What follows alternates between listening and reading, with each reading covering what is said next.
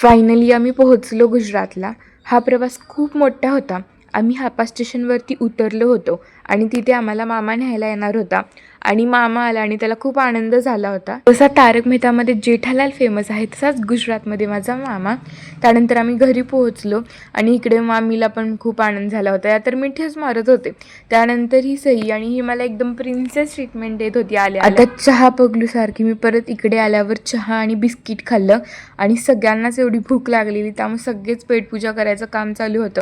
त्यानंतर आम्ही खाऊन झाल्यावरती आंघोळ केली आणि फ्रेश झालो आणि परत खायचं काम चालू झालं, कारण इकडे आल्यावर मी 100% वजन वाढवूनच जाणार आहे.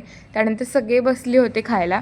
आणि तुम्ही हे कधी कॉम्बिनेशन ट्राय केलं आहे का? म्हणजे चकलीसोबत दही, हे मी इथे फर्स्ट टाईम आल्यावरती ट्राय केलं आणि ते कॉम्बिनेशन खरंच खूप मस्त होतं.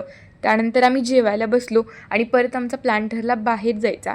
आणि बाहेर जायच्या आधी परत एकदा आम्ही चहा घेतला, कारण इकडे पण माझ्यासारखे सगळे चहाप्रेमी आहेत. आणि त्यानंतर आम्ही बाहेर गेलो होतो फिरायला, ते नेक्स्ट व्लॉगमध्ये.